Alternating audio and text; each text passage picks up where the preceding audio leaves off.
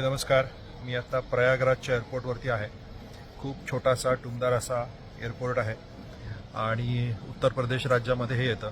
हे ऑफकोर्स सगळ्यांना तुम्हाला माहिती असेल की कुंभमेळा हा आता इकडे सगळ्यात महत्त्वाचं. इथे वेगवेगळं कुंभमेळ्याच्या विषयी वेगवेगळे इकडे सगळे बोर्ड जिकडे तिकडे आहेत, वेगवेगळे इकडे तारखा लिहिलेल्या आहेत, कधी शाही स्नान वगैरे आहे किंवा काय काय आहे ते. आणि बरेच म्हणजे जवळजवळ 30% इकडे परदेशी नागरिक इकडे सगळे येत आहेत मेळ्याला अटेंड करायला आणि बरेच अख्ख्या सर्व राज्यांमधनं लोक इकडे येत आहेत. तर छानसं वातावरण आहे. मी अजून इकडनं एअरपोर्टच्या बाहेर गेलो नाही आहे. इथे आल्यानंतर मी आजचा एक दिवस जरा हातामध्ये ठेवला होता की इकडनं कुठेतरी दुसरीकडे जाईन आणि उद्यापासून माझं कुंभमेळ्यामध्ये एका तंबूमध्ये बुकिंग आहे. तिकडे 3 दिवस बुकिंग आहे. तर इथे आल्यानंतर मला काही फार अत्यंत मी असं काही फार धार्मिक माणूस नसल्यामुळे इकडचं फार जास्त माहिती नाही, पण ही जागा बऱ्यापैकी इकडे धार्मिक स्थळं आहेत. इकडनं म्हणजे माझ्यापेक्षा तुम्हाला कदाचित सगळ्यांना जास्त माहिती असेल, पण इकडनं एक साधारणपणे 120 किलोमीटरवरती 120-125 किलोमीटरवरती इकडे बनारस आणि बनारसमधलं जे काशी विश्वनाथचं जे मंदिर आहे ते इकडे आहे गंगेच्या तीरावरती. त्याच्यानंतर आपण जे सगळं तो आरतीचा एक व्हिडिओ बघतो तर तो तिकडे वेगवेगळ्या प्रकारे होतो. त्याच्यानंतर जे हे आहे ऑफकोर्स श्रीरामाचं मंदिर जे आहे अयोध्येमधलं ते इकडनं साधारणपणे 170 ते 180 किलोमीटरवरती आहे.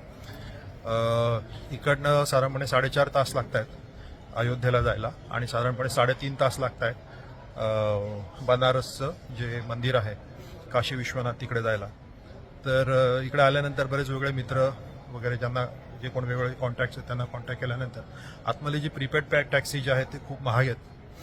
त्याच्यामुळे तुमचे मित्र वगैरे कोणी असतील तर अशा मित्रांना वगैरे सांगून अगोदरच तुम्ही टॅक्सी करून घ्या. साधारणपणे 11-12 रुपयेचं पर किलोमीटर असा इकडचा रेट आहे. आणि रात्री जर का तुम्ही असाल तर रात्रीचे 500 रुपये ते वेगळे घेतात. तर असं एक छानसं हा एक्सपिरियन्स असेल. मी आता इकडनं 4-5 तास प्रवास करून आता ऑलरेडी 6:30 वाजलेत. इकडनं आता 7 वाजता टॅक्सी येणार आहे. 12 वाजता मी कदाचित हॉटेलमध्ये जाईन आणि मग सकाळी तिकडे श्रीकृष्ण जन्म जिथे झाला त्या अयोध्येचं तिकडे आणि जे मंदिर खूप मोठं छान मंदिर जे आहे त्याचं दर्शन घेईन. पण मंदिरामध्ये आपल्याला मोबाईल फोनचा अलाउड नाही, त्याच्यामुळे कदाचित मंदिरामध्ये मी मोबाईल घेऊन जाईन की काही हे करणार नाही सिक्युरिटी रिझनसाठी. पण तिकडे दर्शन घेतल्यानंतर मग परतीचा प्रवास करून मग आपल्या तंबूमध्ये मी चेक इन करेन आणि मग तुम्हाला तंबू कसा आहे किंवा तिकडचं वातावरण कसं आहे त्याच्याविषयी अजून माहिती सांगेन. धन्यवाद.